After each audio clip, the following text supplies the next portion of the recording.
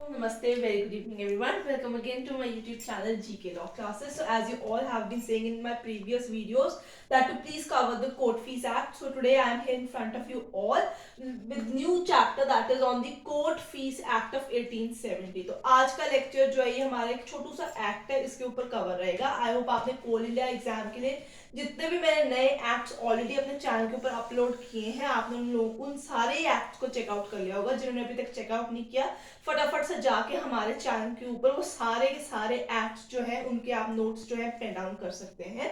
तो आइए स्टार्ट करते हैं आज का lecture regarding the court fees act of 1870. But before proceeding let me remind you again to please do subscribe our channel. जिसने अभी तक नहीं किया फटाफट से जाइए सब्सक्रिप्शन का बटन ऑन कीजिए, बेल आइकन बटन भी दबाइए. अगर आज की वीडियो पसंद आए तो उसे लाइक शेयर भी डेफिनेटली कीजिएगा. So from the name itself the court fees act जो है हम समझने की कोशिश करते हैं what is the objective of this particular act. तो कोर्ट फीस इस वर्ड से ही हमें समझ लग जाता है कि फीस जो है हमें कोर्ट के अंदर जमा करानी है. Now let me tell you why this fees has been charge by various courts. तो अब ये फीस चार्ज ही क्यों की जाती है. So when ever a plaintiff files a suit in a court, files a suit, ठीक है. सो जितना भी सब्जेक्ट मैटर होता है उसका सब्जेक्ट मैटर यानी जॉन से भी मूवेबल इमूवेबल प्रॉपर्टी के रिगार्डिंग वो केस फाइल करता है into any court in this particular specifically in his state और इन इंडिया इटसेल्फ.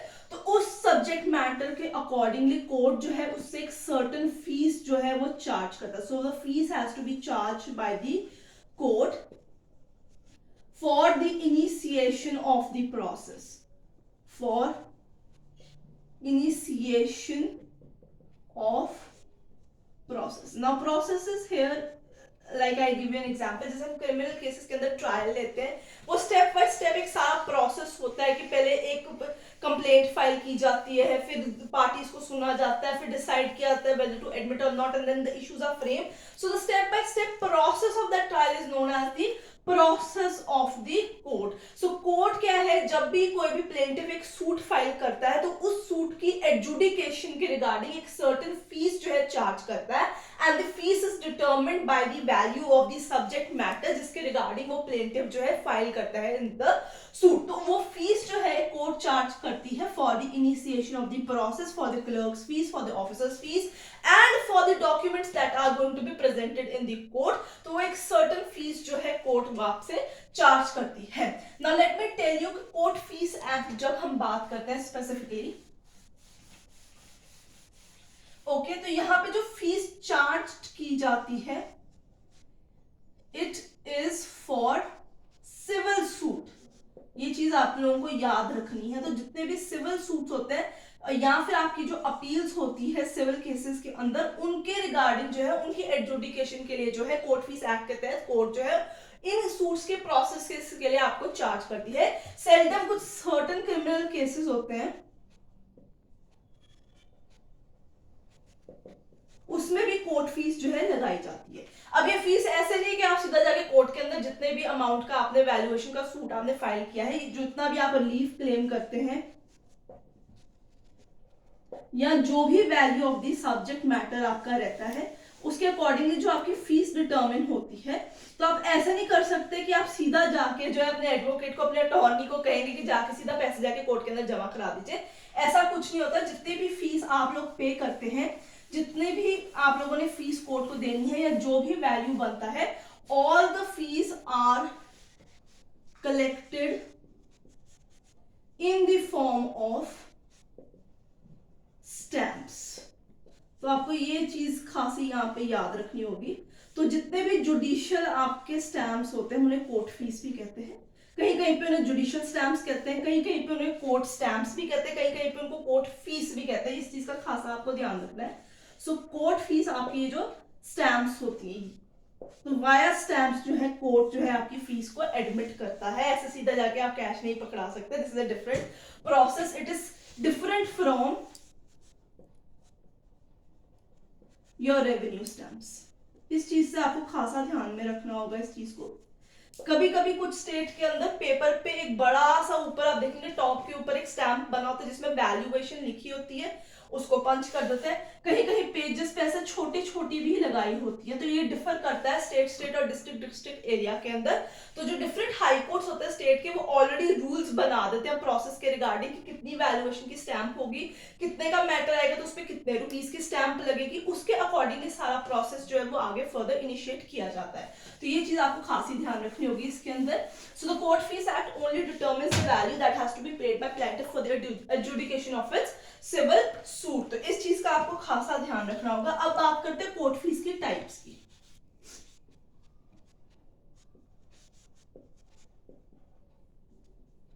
ठीक है, तो कोर्ट फीस दो तरीके की होती है, टू टाइप्स होती है इसकी।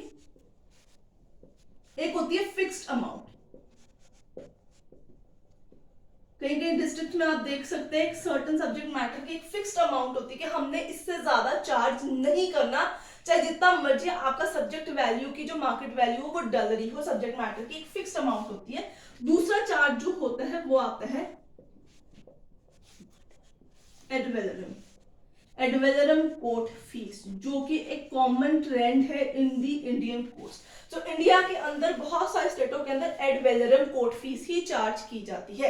अब जब हम इस चीज के बारे में बात करते हैं तो हमें यह समझना जरूरी है कि ये जो वर्ड है ये होता क्या है। अगर इसका लिटरल सेंस समझे तो अकॉर्डिंग टू दी वैल्यू, अगर लिटरल इसका मीनिंग हम समझे, जिन्होंने इंटरप्रिटेशन ऑफ स्टैट्यूट्स की वीडियो देखी होगी उसमें मैंने ये ऑलरेडी लिटरल इंटरप्रिटेशन का कॉन्सेप्ट आप लोगों को समझाया हुआ है, तो आप उसे चेकआउट कर सकते हैं। तो ये आपका लिटरल मीनिंग हो गया of the ad valorem court fees. तो अब आप जब भी कोर्ट फीस के रिगार्डिंग कॉन्सेप्ट को समझेंगे या जब भी चार्ज किया जाएगा तो आप बहुत सारे जुडिशियल डॉक्यूमेंट्स के अंदर भी और अपने बेयर एक्ट में भी इसी चीज को पाएंगे कि जितनी फीस चार्ज की जा रही है वो एड वैलोरम है। एड वैलोरम बेसिकली क्या होता है कि जो आपने अमाउंट है ना, it is based on the amount which plaintiff claims. ठीक है, जो वो रिलीफ सॉर्ट कर रहा है उसके हिसाब से ही एड वैलोरम अमाउंट डिसाइड की जाती है। बट एड वैलोरम अमाउंट जो है इसकी कैलकुलेशन एकदम ऑल टुगेदर डिफरेंट रहती है, हमेशा परसेंटेज में कैलकुलेट की जाती है। So the fees is determined right as percentage of the value of subject matter, right, rather than fixed amount,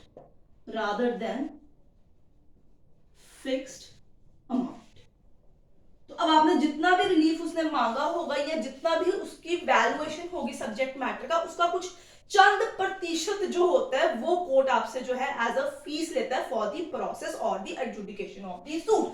तो वो जो चंद प्रतिशत है फिक्स्ड अमाउंट में क्या होएगा कि अगर सपोज कर लो, मैं फॉर एग्जांपल लेती हूँ, आपकी मूवेबल कोई प्रॉपर्टी है और उसका वैल्यू कुछ 15 से 20 हजार रुपए का पड़ रहा है, इससे ज्यादा का नहीं है। ठीक है, तो अब कुछ लोगों के लिए 15-20 हजार बहुत स्ट्रॉन्ग होते हैं, this is for an example. तो फिक्स्ड अमाउंट में हो सकता है कि अगर आपको कहेंगे जी आपकी सब्जेक्ट मैटर जो है वो 20,000 रुपए की चीज का बोल रहा है, तो इस पे आपको एक स्टैंडर्ड 10,000 रुपया या 5,000 रुपया कोर्ट के अंदर जमा कराना होगा।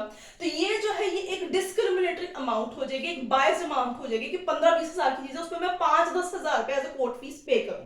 वहां पे ये वाला जो सिचुएशन है उस डिस्क्रिमिनेशन को रिमूव करने के लिए आ जाता है। तो ये basically state to state percentage जो है डिफर करती है कि आप जैसे अगर 15,000 है तो उसका 1% दे दो, 0.25 दे दो, 0.75 दे दो, इस हिसाब से जो है कोर्ट फीस जो है चार्ज कर ली जाती है।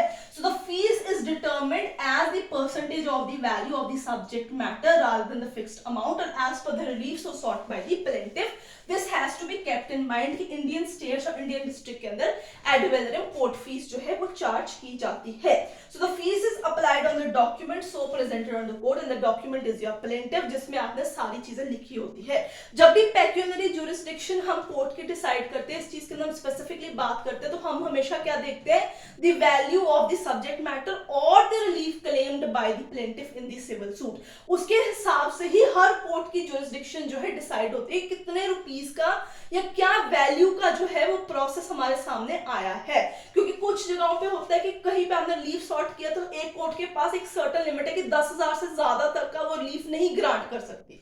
तो वो सब्जेक्ट मैटर का डिफरेंट है। 10,000 से ज्यादा का रिलीफ सॉर्ट किया जा रहा है तो उससे सीनियरिटी के कोर्ट के अंदर वो जो है केस जो है फाइल किया जाता है, उसके पास पेक्यूनरी जुरिस्डिक्शन आ जाती है आप लोगों की। So students let me tell you one another thing कि कोर्ट फीस एक्ट हो सकता है आने वाले टाइम में 2 पार्ट्स के अंदर इसकी वीडियो आए, क्योंकि हम ज्यादा लंबी इसकी वीडियो नहीं कर सकते हैं।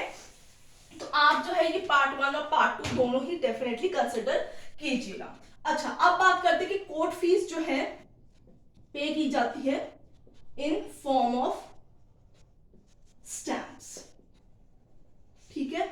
Now these stamps can be adhesive, ठीक है, चिपकाने वाली जो छोटी छोटी मैंने आपको बताई है, ये इम्प्रेस्ड भी हो सकती है, जो शीट के ऊपर छपी हुई आती है। आप देखेंगे ऐसे आपकी शीट है, इसके टॉप पे यहाँ पे जुडिशियल स्टैंप होता है, बीच में आपका अशोका लायन का साइन होता है, अमाउंट वैल्यू लिखी होती है आपकी। तो कहते हैं या तो इम्प्रेस्ड भी हो सकती है या अडेसिव। कभी कभी आपकी शीट के ऊपर ऐसे आप देखेंगे जब आप फाइल करते हैं आपके अटॉर्नी से आप पेपर लेके, उस पर देखेंगे साइड में ऐसे 2-3 छोटी छोटी स्टैंप लगी होती है, या फिर नीचे यहाँ पे भी लगी हो सकती है। So these are adhesive stamps. जो मैंने पहले बताया था वो आपका इम्प्रेस्ड स्टैम्प्स होता है। सेक्शन नंबर 26 में ये बात की गई है कि अडेसिव और इम्प्रेस्ड दोनों तरीके से हो सकती है। नंबर 2 वेरी इंपॉर्टेंट थिंग, जब भी ये आपकी आ गई यहाँ पे इम्प्रेस्ड स्टैम्प्स, ठीक है, यहाँ पे वैल्यू लिखा होता है कितने की, जैसे मैंने 100 रुपीज यहाँ मार्क किया। तो अब यहाँ पे बात की जाती है कि जब भी कोर्ट के अंदर आपने अपनी प्लेंट जो है आपने कोर्ट के अंदर दायर करनी है, जब उस पर आपने स्टैम्प्स आपने फिल करके देनी है, तो ऐसे सीधा चिपका के नहीं दे सकते। कोर्ट ऐसे सीधा इसको एक्सेप्ट नहीं करेगा, इन स्टैम्प्स को वैलिड नहीं मानेगा, आपकी दी गई पेमेंट को वैलिड नहीं मानेगा। ये जो आपकी फीस है ये वैलिड कब कहाई जाएगी? Fees will be valid only when जो आपकी स्टैम्प्स हैं वो कैंसल्ड होंगी, ठीक है। एक तो वो कैंसल्ड होनी चाहिए, दूसरी वो पंच्ड होनी चाहिए या फिर बर्न्ड होनी चाहिए, तभी जो है वो आपकी उसके ऊपर एक्सेप्टेबल मानी जाएगी। सो ये चीज आप लोगों को खासी ध्यान रखनी होगी। ये आपका सेक्शन नंबर 25 रहेगा। सो दी स्टैम्प्स जो है ये वैलिड तभी होंगी जब ये कैंसल्ड होंगी या पंच्ड होगी या बर्न्ड आउट होगी। अगर वो पंच की गई होगी या वो बर्न्ड होगी तो सेक्शन नंबर यहाँ पे आपका जो है वो 30 आ जाएगा, जिसमें बताया गया कि बर्न्ड और आपकी पंच्ड और partly either of the case है, तभी आपकी स्टैंप वैलिड और एक्सेप्टेबल इनटू कोर्ट होगी, तभी वो प्रोसेस स्टार्ट होगा। सो द सेल ऑफ जितनी भी स्टैंप कौन सी जो आपके डिस्ट्रिक्ट के अंदर है, कौन से लोग जो है वो स्टैंप को सेल कर सकते हैं, किसके पास राइट टू सेल रहेगा, किसने पंचिंग करनी है, कितने की अमाउंट की होनी चाहिए, इलेक्ट्रॉनिकली कैसे आएगा, उसका क्या फॉर्मेट रहेगा, ये सारे rules and regulation appropriate government बनाती है। इस चीज का आपको खासा ध्यान रखना होगा।